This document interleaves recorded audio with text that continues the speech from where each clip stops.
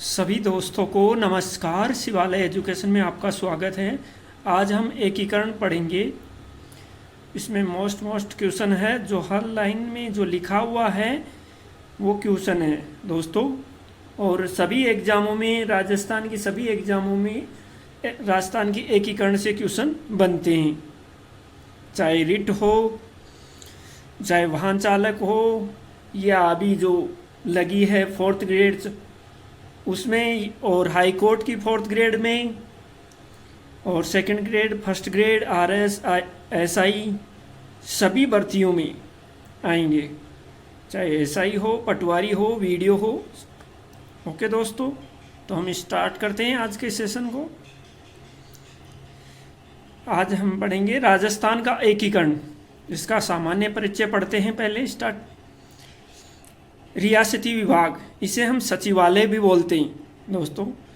इसका गठन हुआ था 5/7वां महीना है, 5 तारीख 7वां महीना 1947 को हुआ था।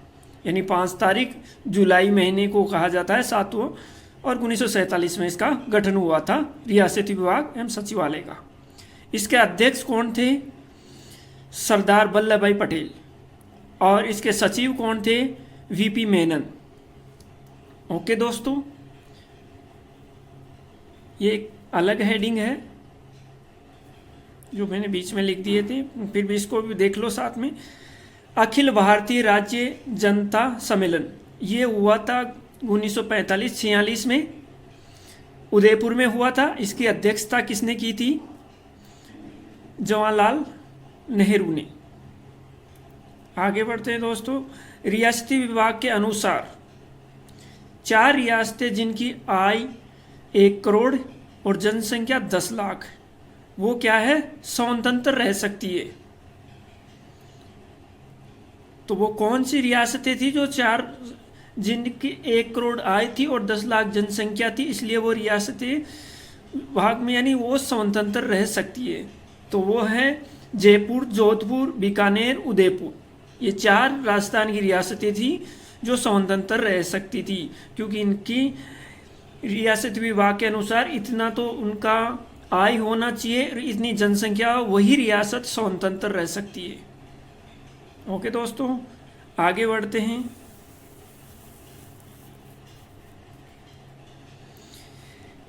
एकीकरण के समय राजस्थान में 19 रियासतें और 3 ठिकाने और 1 चीफ कमिश्नरी प्रांत था, जिसे हम केंद्र शासित प्रदेश बोलते हैं। ओके दोस्तों, 19 रियासतों में से 2 तो जाट रियासत थी। वो 2 जाट कौन कौन सी थी? भरतपुर और धौलपुर। और 19 में 1 थी मुस्लिम रियासत, वो कौन सी थी? टोंक। ये टोंक रियासत है ना, पाकिस्तान में मिलने के लिए इच्छुक थी, क्योंकि ये मुस्लिम रियासत थी। ओके दोस्तों, अब 3 रियासत तो ये हो गई, बाकी 16 बची वो रियासतें राजपूत थी। ओके दोस्तों, आगे बढ़ते हैं।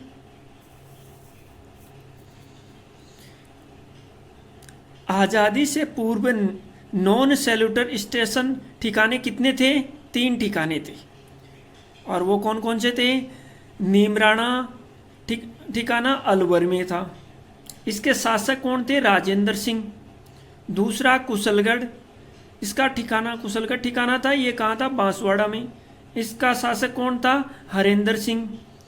और तीसरा ठिकाना था लावा ठिकाना टोंक, और ये वंश प्रदीप इसके शासक थे। ओके दोस्तों, आगे बढ़ते हैं।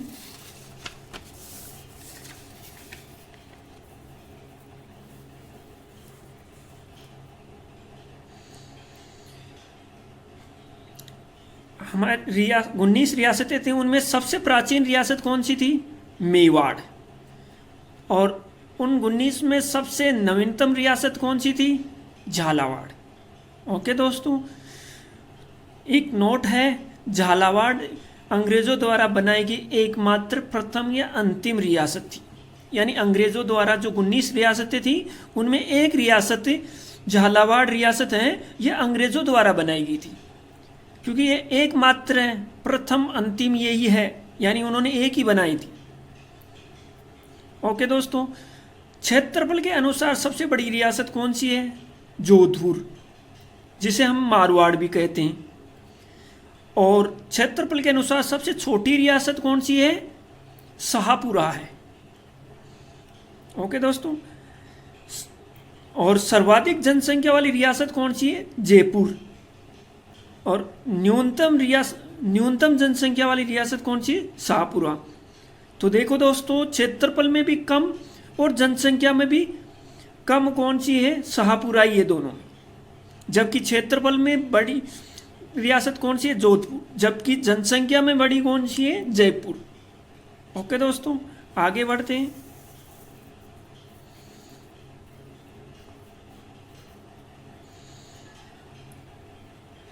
सर्वप्रथम लोकतांत्रिक एवं उत्तरदायी शासन की स्थापना कहाँ हुई? कौन सी रियासत में हुई?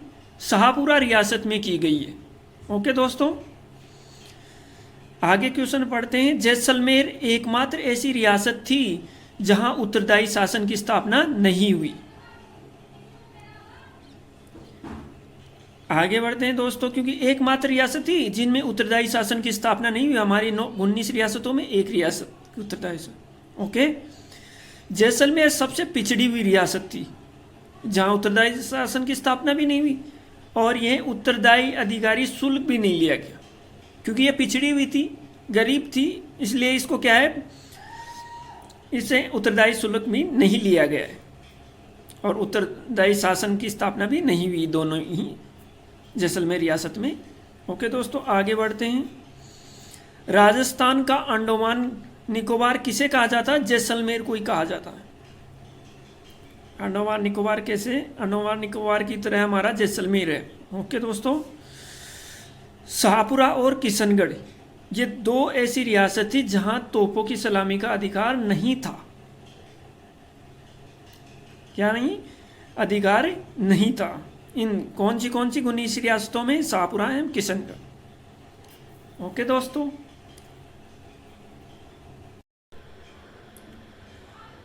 आगे बढ़ते हैं। राजस्थान के एकीकरण के 7 चरणों में हुआ था। ये 7 चरण के बारे में पढ़ेंगे। डेट कब कब गठन हुआ उनके बारे में देखेंगे। राजधानी क्या थी इन चरणों की वो देखेंगे। रियासतें कौन कौन सी थी चरणों में वो देखेंगे। ठिकाने कौन कौन से थे। उद्घाटनकर्ता का नाम बताएं, क्या कौन कौन सा था, यानी किस चरण का किसने उद्घाटन किया। प्रधानमंत्री कौन था कौन से चरण में। सभी चरणों के प्रधानमंत्री देखेंगे, उप प्रधानमंत्री देखेंगे। इसी प्रकार सारा डिटेल में पढ़ेंगे। तो स्टार्ट करते हैं दोस्तों। पहले चरण का उद्घाटन कब हुआ एकीकरण का? 18 मार्च 1948 में। और दूसरे का कब हुआ? 25 मार्च 1948 को। जबकि तीसरे का हुआ 18 अप्रैल 1948। तो ये तीनों 48 में ही होते हैं। ये मार्च में 2 चलते हैं, एक अप्रैल में आ गया। ये 18 मार्च, 25 मार्च और 18 अप्रैल। ओके दोस्तों, फिर 30 मार्च 1949 को चौथा चरण का उद्घाटन होता है। 5वां चरण का होता है 15 मई 1949 को, यानी ये 249 में है। ओके दोस्तों, आगे देखते हैं। छठा चरण 26 जनवरी 1950 को और 7वां चरण का 1 नवंबर 1956 को। ओके दोस्तों, इस प्रकार इन चरणों का गठन होता है। अब इनकी राजधानी देखेंगे। पहले चरण की राजधानी क्या है? अलवर। दूसरे चरण की राजधानी है कोटा। तीसरे की राजधानी है उदयपुर। और चौथे चरण की जयपुर। बाद में ये सभी की राजधानी जयपुर ही रहती है। चौथे चरण से फिर राजधानी जयपुर ही रहती है सभी चरणों की। अब पढ़ते हैं हम संघ। पहले चरण का संघ कौन सा था? मत्स्य संघ बनाया गया था। ओके दोस्तों, दूसरे में राजस्थान संघ, इसे पूर्व राजस्थान संघ भी बोलते हैं। और तीसरे का संयुक्त राजस्थान संघ हो गया। ओके दोस्तों, इसी प्रकार चौथे चरण का कौन सा संघ है? वृद्ध राजस्थान। जिसे हम ग्रेट राजस्थान भी बोलते हैं। पांचवें चरण के संघ को क्या बोलते हैं? संयुक्त राजस्थान संघ। और छठे चरण को हम बोलते हैं, क्योंकि ये राजपूताना नाम था, उसका बदलकर राजस्थान कर दिया गया, तो इस चरण में संघ का क्या नाम था? राजस्थान हो गया। ये एक संवैधानिक हुआ था, क्योंकि हमारा संविधान लागू हो गया था 26 जनवरी 1950 को, इसलिए संवैधानिक राजस्थान राजधानी यानी वो मत्स्य संघ बना दिया गया। ओके दोस्तों। और सातवें चरण में है राजस्थान, आधुनिक राजस्थान हो गया। ओके दोस्तों। अब हम पढ़ते हैं रियासतें। पहले चरण में कौन कौन सी रियासतें थी? तो हम ABCD ऐसे याद कर सकते। ए का मतलब अलवर, बी का मतलब भरतपुर, सी का मतलब करौली, डी का मतलब धौलपुर। ओके दोस्तों। तो पहले चरण में रियासतें कितनी थी? 4। जबकि दूसरे चरण में रियासतें कितनी थी? 9। और वो कौन कौन सी है?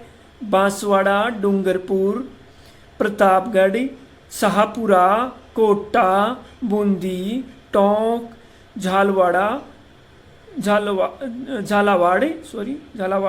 और किशनगढ़। इस प्रकार वो 9 रियासतें थी सेकंड चरण में। जबकि तीसरे चरण में राजस्थान संघ प्लस किसको जोड़ा गया? उदयपुर। यानी इस राजस्थान संघ में, यानी ये सारी रियासतें हो गई, इसमें उदयपुर और जुड़ गया। इसका प्लस का मतलब है राजस्थान संघ में जो सारी रियासतें थी वो तो है ही, प्लस उदयपुर भी हो गया। उदयपुर को हम मेवाड़ भी बोलते हैं। ओके। चौथे चरण में रियासतें कौन सी थी? इस तरह जो संयुक्त राजस्थान संघ, संयुक्त राजस्थान का मतलब है ये संयुक्त राजस्थान, इसमें जो यहाँ तक जो रियासतें आ गई वो सभी हैं, यानी ये वाली।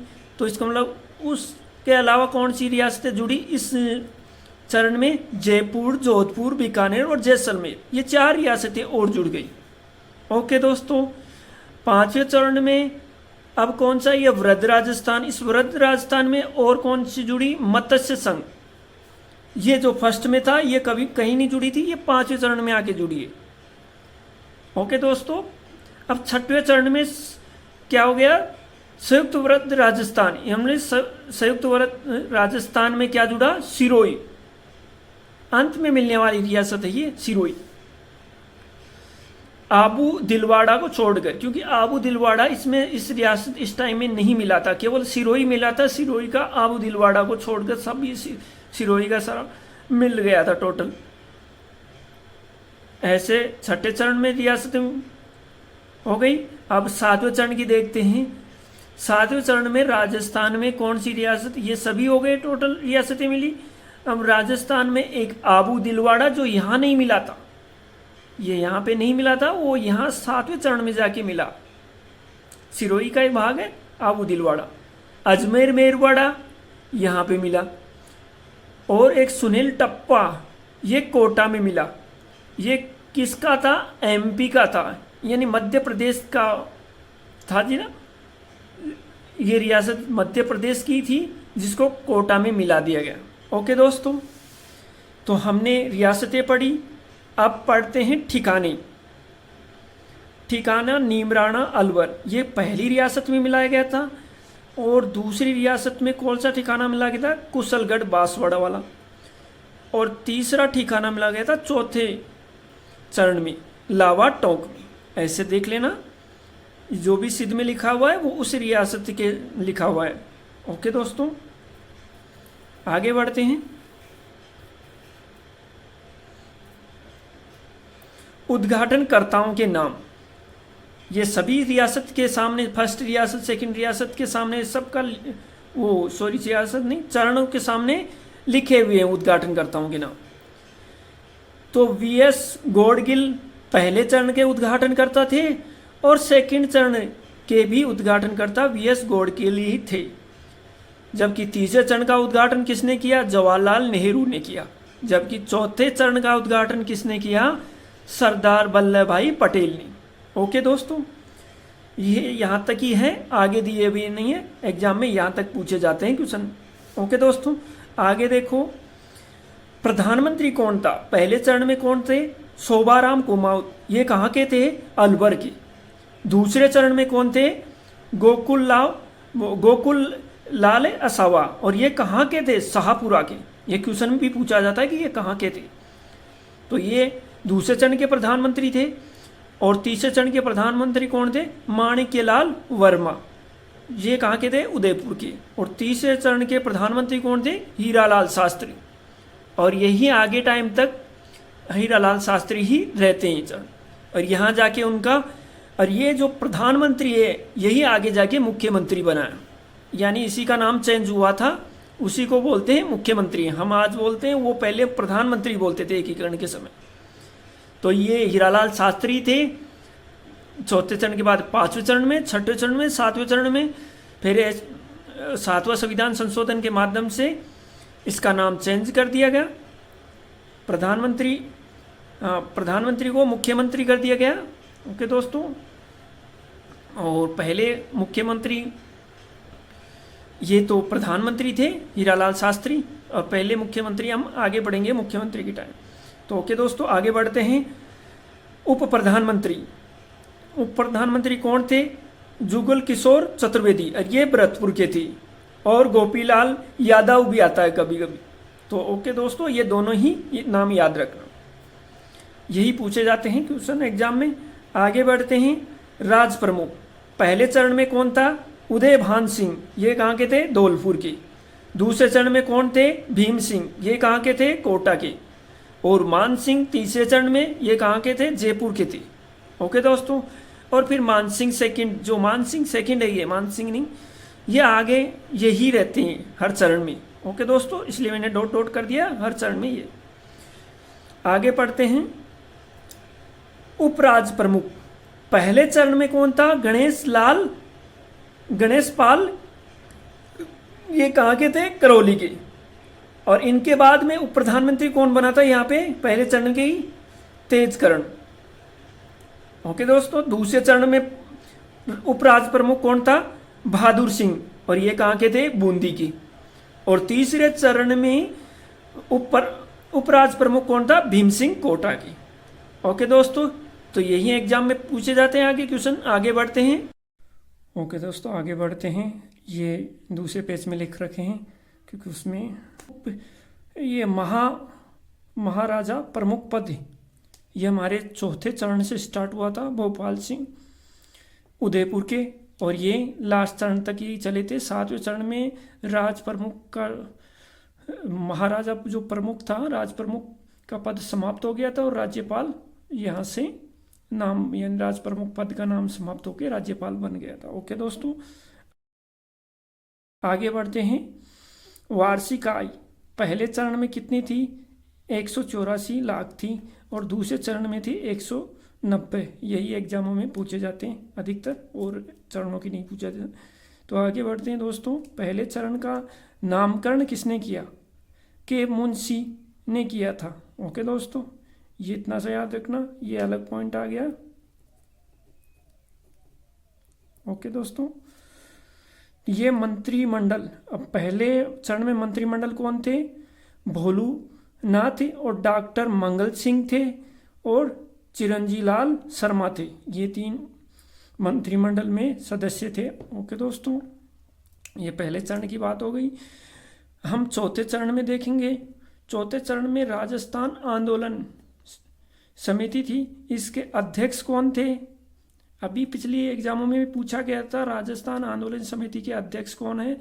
तो राम मनोहर लोहिती है। ओके दोस्तों, ये भी पूछा जाता है। और इसी राजस्थान आंदोलन समिति के ने ही वृद्ध राजस्थान का गठन किया, और वृद्ध राजस्थान का गठन किया। और इसमें कौन सी रियासत आती है? जयपुर, जोधपुर, बीकानेर, जैसलमेर आती है। ओके दोस्तों, हम पांचवें चरण के बारे में पढ़ते हैं। इसमें क्या है? शंकर देवराय समिति है, इसके अध्यक्ष तो थे शंकर देवराय, इन्हीं के नाम से बना हुआ, इन्हीं का यही अध्यक्ष थे। और सदस्य कौन है? प्रभुदयाल और R.K. सिद्धुआ। इस समिति के आधार पर वृद्ध राजस्थान में मत्स्य संघ को मिलाया गया।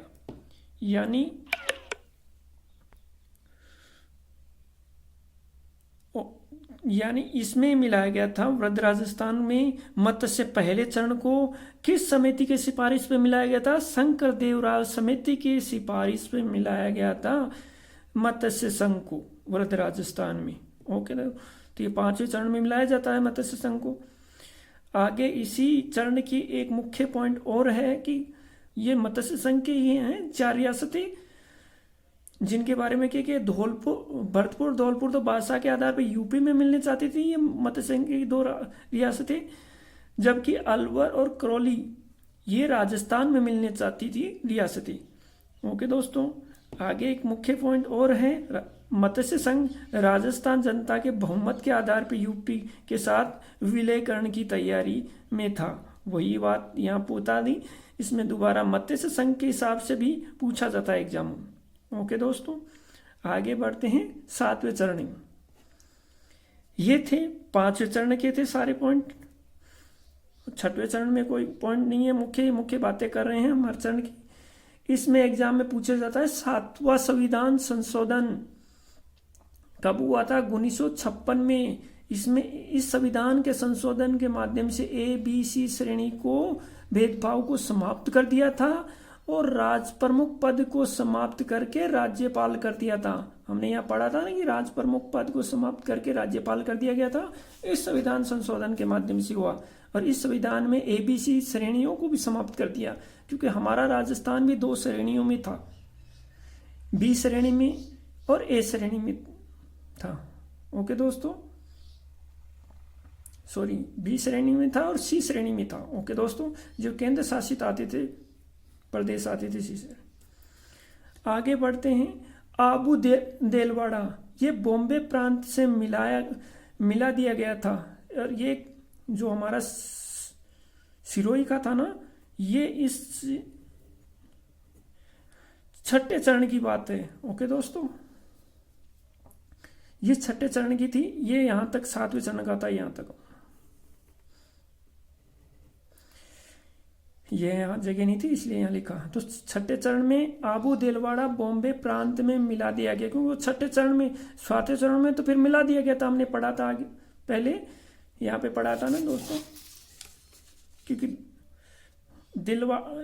आबू देलवाड़ा को 7वें चरण में मिला दिया गया था, जबकि 6ठे चरण में यहाँ सिरोही को छोड़ के, यानी सिरोही को मिला दिया गया था आबू देलवाड़ा को छोड़कर। तो वही हम चीज यहाँ पढ़ रहे हैं। आबू देलवाड़ा को बॉम्बे प्रांत में मिला दिया गया था। ये किसके द्वारा मिला गया था? सरदार वल्लभ भाई पटेल के द्वारा। आगे इसका मुख्य पॉइंट और है 6ठे चरण का। भारत सरकार ने 5 जनवरी 1949 को रियासत सिरोही प्रशासन सरकार को सौंप दिया था। ये भी एग्जाम में पूछा जाता है। आगे बढ़ते हैं। एक मुख्य पॉइंट और है, जनता के विरोध के बावजूद 1947 में राजपूताना रेजिडेंट सिरोही को हटाकर गुजरात में एजेंसी को दिया। ये हटाकर गुजरात एजेंसी को किया, यानी यहां से इसको राजपूताना रेजिडेंट को किस में किया? सिरोही को हटाकर गुजरात में किया था उस टाइम, फिर बाद में मिलाया गया था इसको वापस। ओके दोस्तों, तो ऐसे हमने 7 चरणों की बात हो गई। आगे बढ़ते हैं।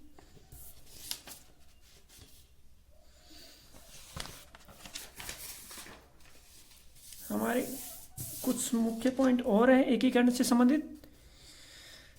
यह है दोस्तों, सिरोही रियासत 2 बार विलय हुई ना।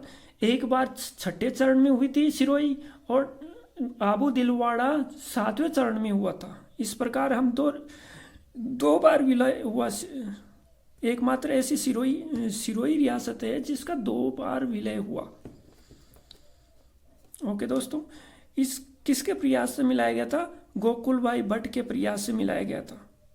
आगे एक पॉइंट और है, भरतपुर राज्य का प्रशासन नियुक्त 14 फरवरी 1948 को AS सिफ्रू को किया। यह किसके द्वारा? भारत सरकार ने भरतपुर प्रशासन पर अधिकार करके इसे नियुक्त किया था।